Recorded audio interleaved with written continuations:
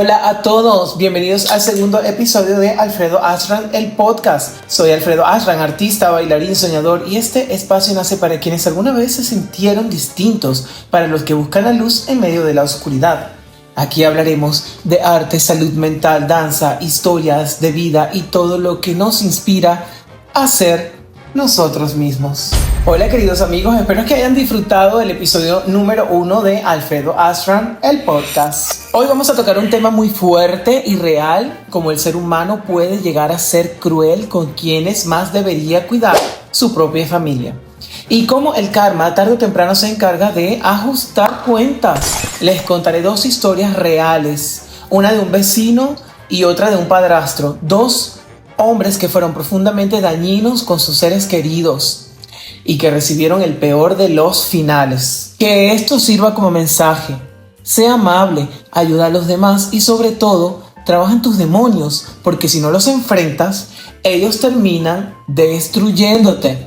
No solo a ti, sino también a quienes te rodean. Quédate conmigo y descubre el triste final de estas dos almas que eligieron el camino del daño y cosecharon lo que sembraron. Bienvenidos al podcast número 2 de Alfredo Ashram, el podcast. Aplausos. Hoy estaremos hablando de un tema bastante fuerte energéticamente y el título es El espejo del karma. Lo que das, regresa.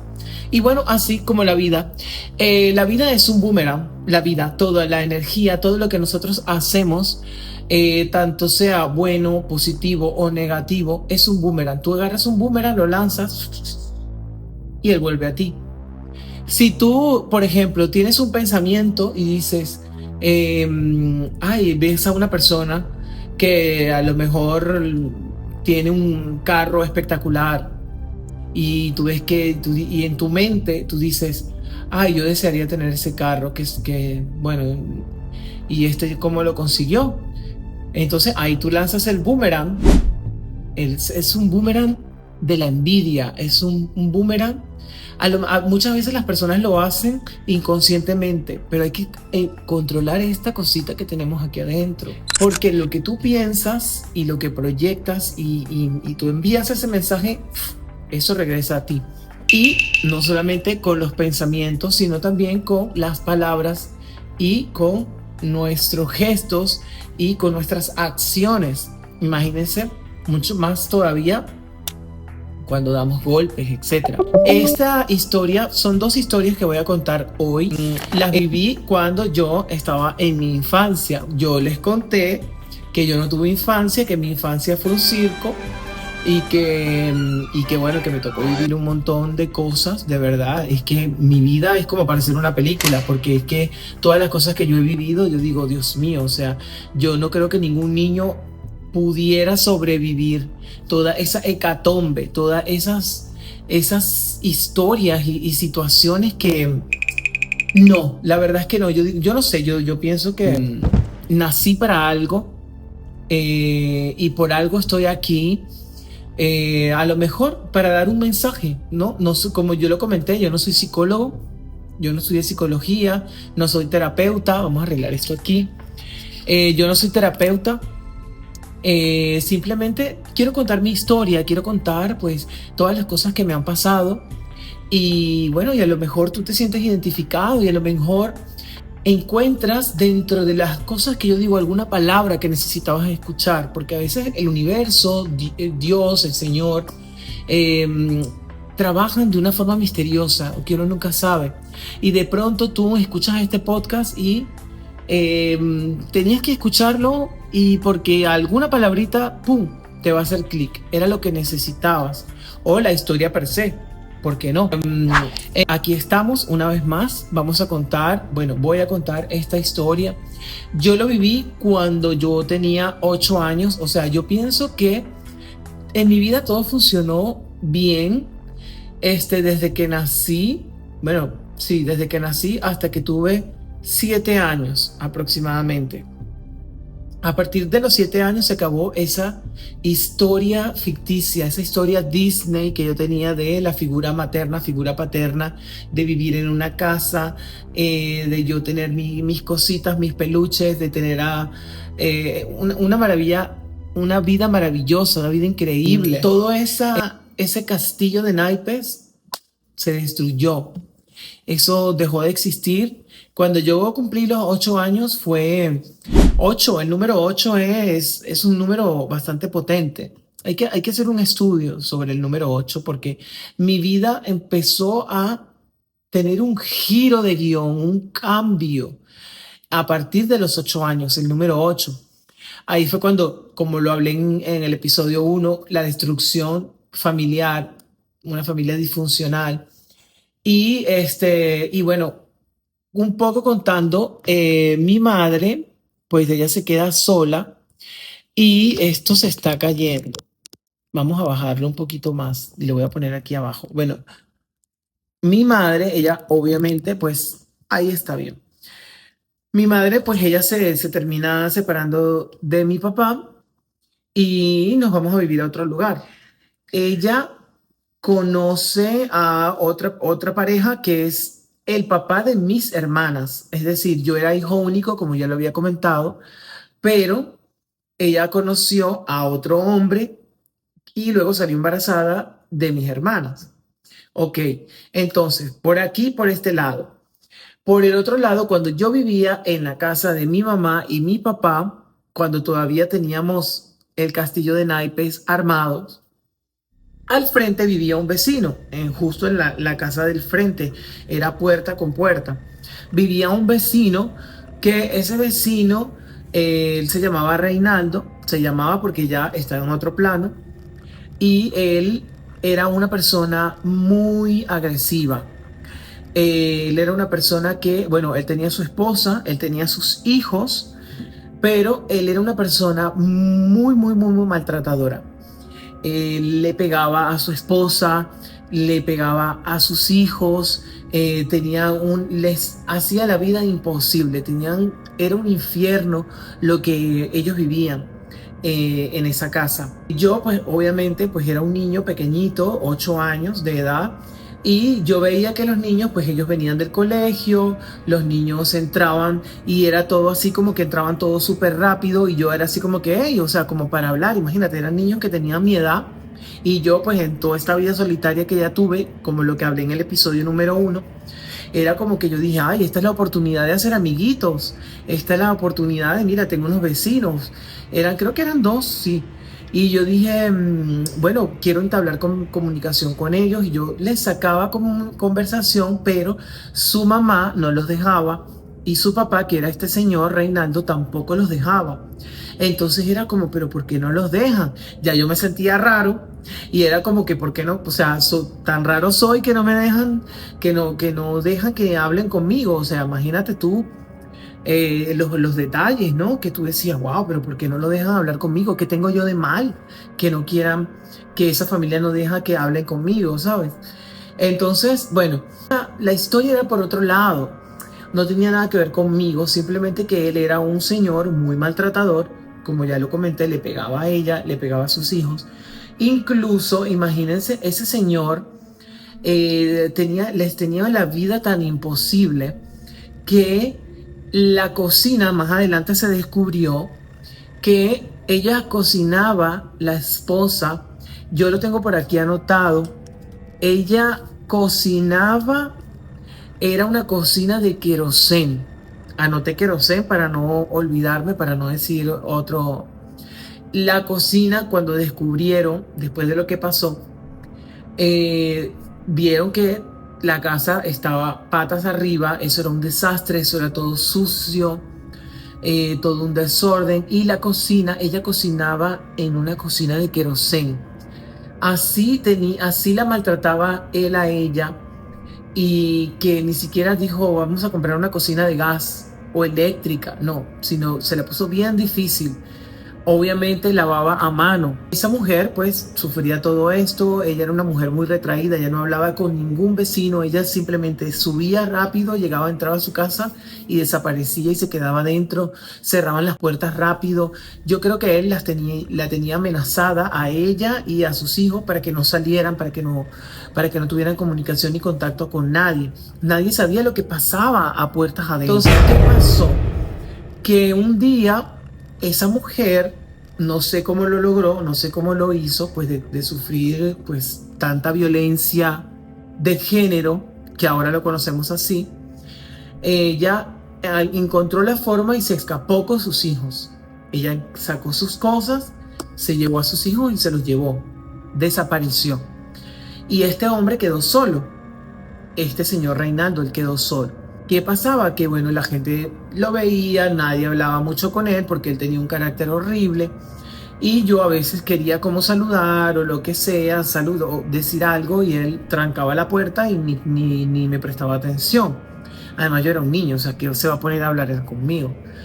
Entonces, bueno, esta situación pasó así por un tiempo. Y bueno, yo vivía con mi mamá, con mi papá, estaba estudiando, una vida normal, una vida tranquila. Pero un día, yo jugando, pues en mi casa, pues yo jugaba, abría la puerta y estaba por allí cerquita, justo al frente de la puerta de él, de donde vivían ellos.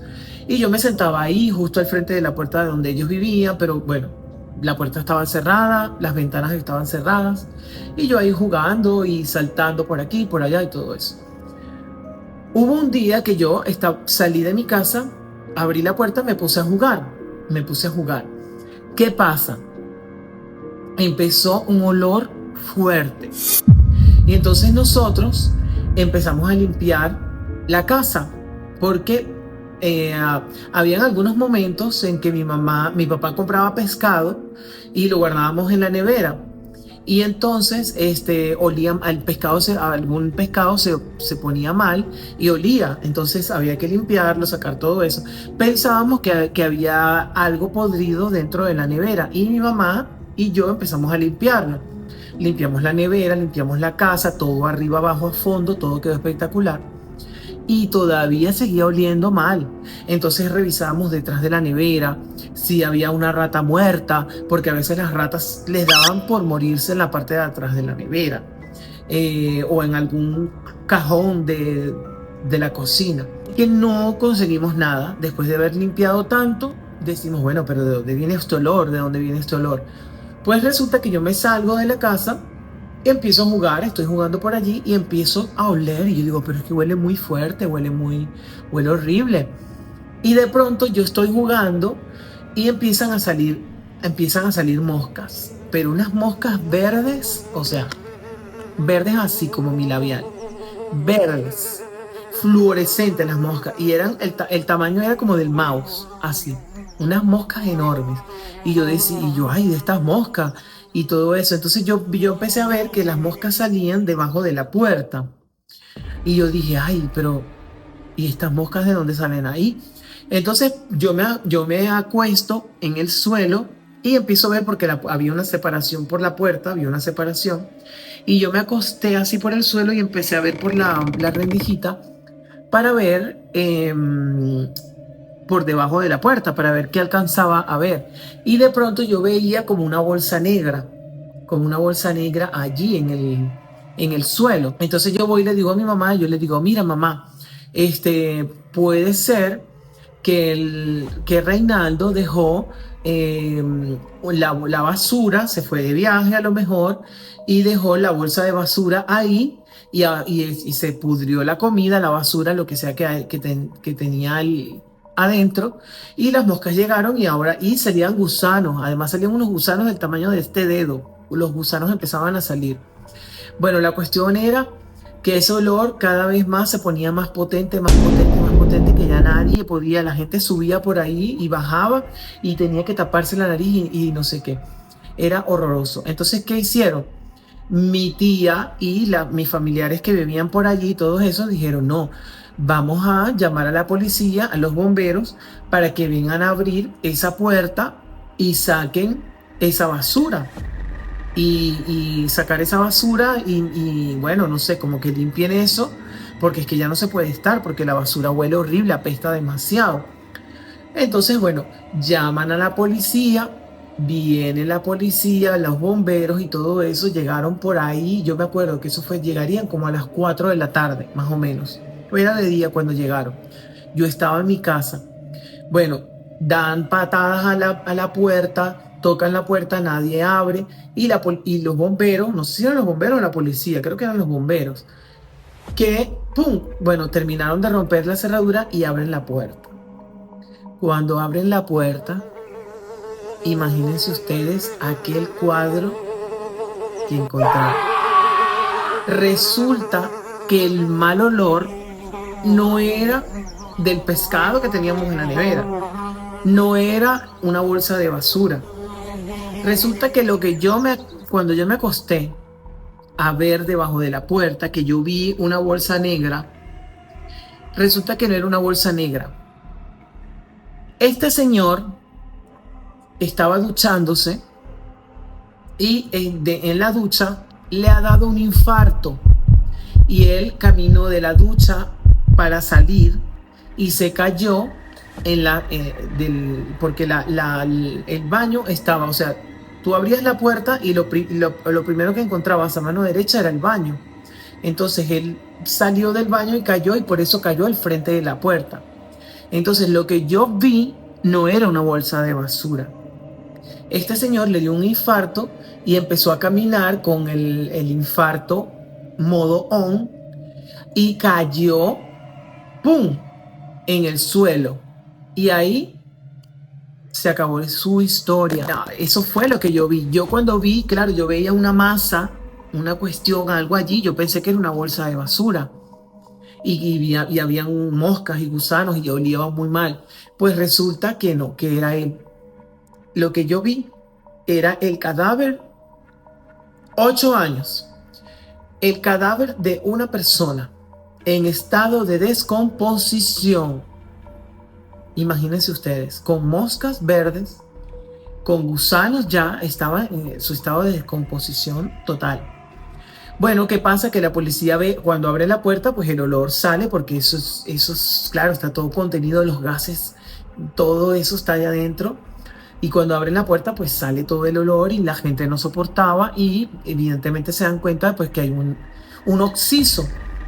Y entonces, bueno, vienen, llaman a más refuerzos, policía y todo eso, los bomberos, llegan con las camillas, lo metieron en una bolsa negra, imagínense a él, lo que ya quedaba, o sea, cómo estaba su cuerpo, lo metieron en una bolsa negra, lo guardaron allí, lo amarraron y lo pusieron en una camilla. Entonces habían 4 hombres bomberos, por ejemplo, 2 adelante y 2 atrás, y el cuerpo en las camillas, y así lo bajaron por esas escaleras hasta abajo, en la parte de abajo. Entonces ese cadáver iba dejando una estela de olor por todo eso, que eso duró días para que se fuera ese mal olor.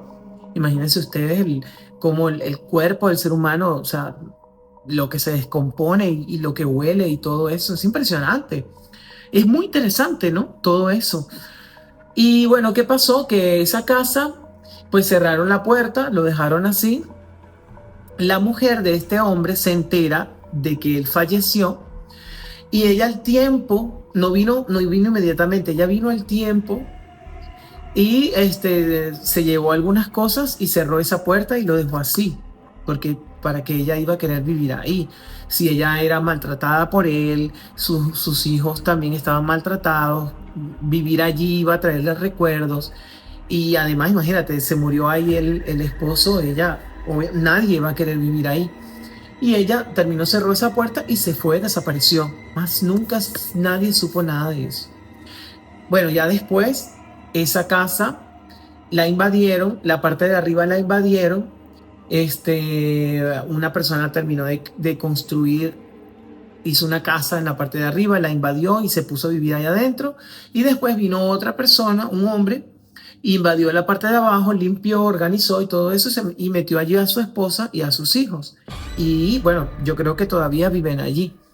No sé si ellos saben que lo que pasó ahí, la historia que pasó ahí. Yo creo que sí, porque los vecinos y mi familia y todo eso por ahí son demasiado chismosos y obviamente que se me tuvieron que haber contado. ¿Tú crees que se van a que guardar ese chisme y esa historia tan jugosa que ni Hollywood tiene esas historias? No lo creo. Y si ella no lo sabe, yo la voy a contactar y se lo cuento yo. Oh, ya se lo estoy contando aquí. Pues donde tú viviste se murió un señor, así que cuidado.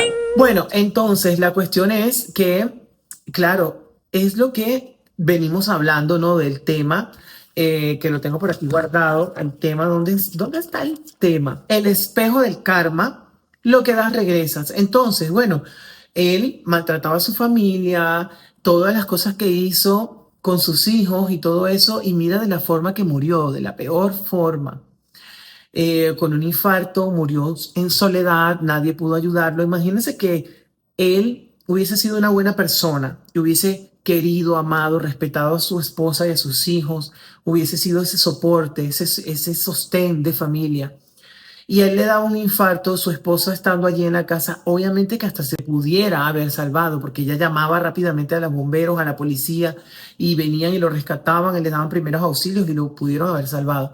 Pero por ser una persona tan mala, se murió en soledad y murió la peor forma de morir. Imagínense ustedes. Entonces, eso yo lo viví siendo tan niño. Además de todas las cosas horripilantes que viví, me tocó también vivir cositas aleatorias, cositas así como un aderecito, ¿sabes? El tipo que le pone a la sal así como, tú toma otro aderecito, otra cosita más. Y yo, pero ¿hasta cuándo?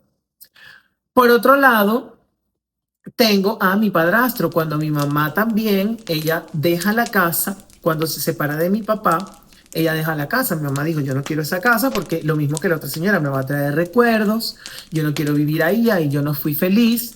Y además, la mujer con la que mi papá le fue infiel vivía en la casa de abajo. Entonces imagínate mi mamá pasar todo el día, la tarde, la noche y encontrarse a esa mujer de frente a frente que además la intentó matar. Y esa mujer estaba embarazada, ya después tuvo el niño. Entonces imagínate ver a esa mujer con ese niño. No, no, no, no. Entonces, ¿qué pasa? Que mi mamá dijo, mira, se acabó, adiós. Me agarro este perol, esta cosa, en ese entonces, y agarraron sus cositas y desapareció y dejó la casa. Y mi mamá dijo, ya está, se acabó. Nos fuimos a vivir a otro lugar, un lugar súper peligroso, y mi mamá conoció a otro hombre. Entonces, el otro es el segundo marido de mi mamá, que es el papá de mis hermanas, que ahí viene, entra dentro del título de El espejo del karma, lo que das, regresas, o sea, de lo que es una persona mala. Él comenzó siendo una buena persona. Obviamente todo el mundo al principio, cuando tú conoces a alguien, pues tú quieres mostrar lo mejor de ti. Y entonces él era un ex militar y él vivía cerca, la familia de él, que era una abuela, vivía cerca de donde vivíamos nosotros, donde vivía mi mamá y yo. Ellos se conocieron, no sé cómo se conocieron, pero como que tuvieron un flechazo, mi mamá se enamoró perdidamente de él. Y entonces, ya al poco tiempo, o sea, hablo de una semana, 2, 3 semanas, ya él estaba viviendo en la casa con mi mamá y conmigo. Entonces mi mamá allí pues sale embarazada de mi hermana. Yo tengo 2 hermanas, entonces sale embarazada de mi hermana y bueno, ahí comienza lo que es la peor pesadilla que pude haber vivido yo en mi infancia. Imagínense ya todo el bagaje, que ya todo lo que venía viviendo, y entonces ahora aparece este otro personaje a mi vida que, bueno, se encargó de hacerme la vida de cuadritos. Él, por ejemplo, después él empezó a sacar como una rabia interna, como su propia personalidad, y empezó a maltratar verbalmente a mi mamá, le gritaba, le decía cosas, igualmente a mí.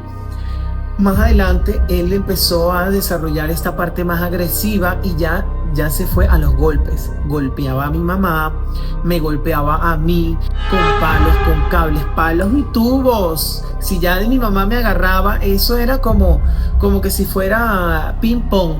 Mi mamá me agarraba palos y tubos, y me agarraba en palos y tubos. Y así estaba yo crucificado como, bueno, así. Entonces me agarraba uno, me agarraba el otro. Era una cosa sorprendente lo que yo tenía que vivir. Le pegaba a mi mamá. Mi mamá estaba embarazada y él le daba golpes en la barriga a mi mamá.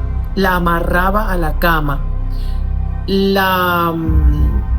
Como, no sé si puedo decir esta palabra en YouTube, pero abusaba. Ya saben lo que quiere decir. A pesar de que era su esposa, él la forzaba a tener el acto. Entonces, ¿qué pasa? Que la amarraba a la cama, le golpeaba, le pegaba en la cara, le pegaba en la barriga, estando embarazada, la barriga grande, me pegaba a mí.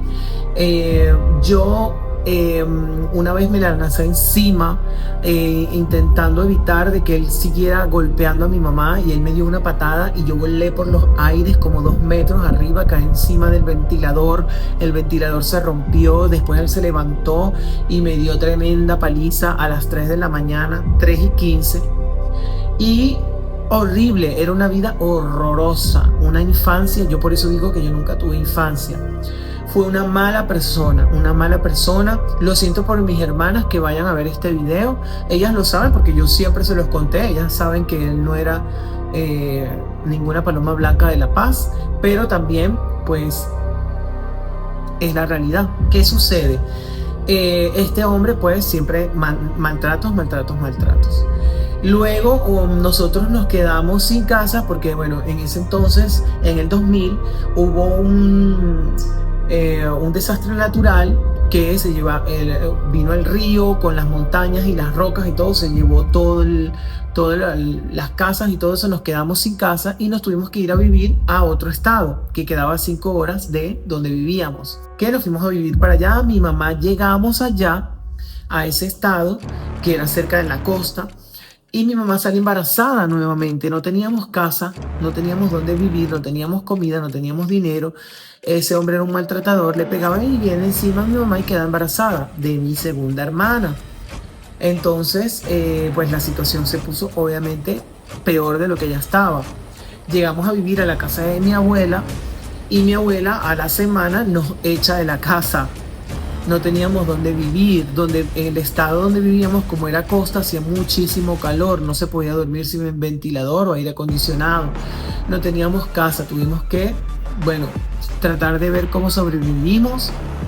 Bueno, fue un desastre todo. Resulta que este hombre, mi mamá ya estaba embarazada, yo no me acuerdo si ya ella dio a luz. Yo creo que él dijo, mira, yo me voy para el sur, porque en el sur voy a ir a unas minas donde se saca oro y voy a recolectar, voy a trabajar, voy a buscar oro, luego vender todo ese oro, venir y montar un negocio. Y él se fue. Al final mi mamá dio a luz, tuvo la segunda bebé, que es mi segunda hermana. Tuvo a mi hermana, etcétera, no sé qué más y todo eso. Entonces, bueno, ya él se había ido, este hombre, mi padrastro. Él se quedó mucho tiempo por allá y mi mamá ya, ¿por qué no regresa? Y estaba ya preocupada de que a lo mejor le pudo haber pasado algo, o en el peor de los casos, que a lo mejor se haya encontrado otra mujer. Y entonces, bueno, mi mamá viaja al sur, va hacia donde están las minas de oro, donde están sacando oro todos estos hombres. Y cuando ella llega al pueblito, pues como que le dicen, no, él vive por acá, Ella se fue ubicando así y encontró pues la casita donde vivía él. Cuando le abre la puerta una menor de edad, que tendría como 15 años, con una barriga de este tamaño. Pues resulta que estaba embarazada de mi padrastro. Mi mamá lo esperó, se encuentra con él, se enfrentan, pelean, discuten, no sé qué, y pues nada, queda todo así. Ya él ya tiene su esposa, está embarazada, él se va a quedar a vivir ahí porque además él está trabajando allí, no se va a regresar con mi mamá. Entonces, bueno, mi mamá se regresa y bueno, quedamos así. Entonces yo de verdad sentí un alivio porque yo dije, ese maltratador se quedó por allá, maravilloso, maravilloso, porque ha sido una mala persona, nos ha maltratado tanto, he sufrido tanto, he vivido una vida desgraciada al lado de él, que de verdad cuando yo me enteré que él se quedaba por allá, yo celebré, yo pegaba brincos, saltos, saltaba. Pasó el tiempo, el espejo del karma, lo que das, regresas. ¿Qué sucede? Pasaron los años, este hombre después regresa, ya mis hermanas estaban grandes, imagínate, ya eran unas adolescentes. Él regresa para visitar a mis hermanas y se toma fotos con ella, pasean, etc. Y luego él intenta querer hablar conmigo y me dice, oye Alfredo, ¿qué tal? ¿Cómo estás? Yo me puse como un tigre y yo le dije de todo, le dije un montón de cosas. Yo le dije que se te olvida todas las cosas que tú nos hiciste, que haces aquí, tú deberías de irte. Yo aquí tengo, mira, no sé si se me ve en el labio. Este labio roto me lo rompió él con un puñetazo que me dio. El labio yo lo tengo roto. Ahí se ve. Si ven que yo tengo aquí en las cejas, si ven aquí, miren, voy a poner la luz aquí. Si ven aquí, mira, ve que tengo roto aquí. También me lo rompió él. Si ustedes me ven, mi nariz no está derecha, mi nariz está torcida. Yo tenía mi naricita derechita y mi nariz está torcida. ¿Por qué? De un puñetazo que me dio él. Él me daba unas palizas cuando mi mamá no estaba, cuando mi mamá estaba trabajando, etc. Ese hombre me daba unas palizas que me masacraba. Y cuando él llegaba, mi mamá llegaba, yo estaba en shock, que no podía ni hablar. Y ella no podía decir nada porque también toma para ti. Entonces, el labio, esto por aquí, bueno, es la piel, es la carne. Pero lo de adentro, ¿cómo dolía? Dolía mucho más. Yo me acuerdo que hasta una vez la cabeza me la metió dentro de un balde con agua. Me quería ahogar. Y tragué agua y todo, me quería morir. Me quería asesinar. Asesinar me quería. Entonces, toda esa situación que vivimos ya no se aguantaba más. Pero cuando él decidió quedarse por allá, pues fue que yo lo celebré. Lo celebré con globos. Me acuerdo que compré globos y celebré con globos cuando él se quedó. ¿Cómo termina la historia? Para terminar, este hombre, resulta que en esas minas, los hombres, hay como una cuestión que siempre están encontrando oro, están allí mezclillando el oro y consiguen las pepitas de oro pequeñitas. Pero esporádicamente y aleatoriamente puedes que consigas una pepa de oro, digamos que del tamaño del mouse o más grande. Cuando un minero consigue eso, dicen que eso es la jubilación del minero. Cuando un minero consigue eso es porque, bueno, ya se acabó, ya dejó de trabajar. Entonces vende eso, se gana muchísimo dinero que le da para comprarse una casa, un carro, montar un negocio y vivir tranquilo. Pues resulta que él consiguió eso. Él consiguió una pelota de oro. Pero ¿qué sucede? Que también, además de que hay mineros honrados y trabajadores, también hay mineros ladrones. Y se dieron cuenta de los movimientos y de que él había encontrado algo y empezaron a hablarlo. ¿Y qué sucedió? Que lo capturaron. Se lo llevaron monte adentro y le pidieron que entregara lo que había encontrado. Él se rehusó a entregar la pelota de oro. Entonces le dijeron que lo iban a, ya saben lo que le iban a hacer, le iban a hacer la murición. Entonces, ¿qué pasa? Que él se negó. ¿Qué fue lo que hicieron?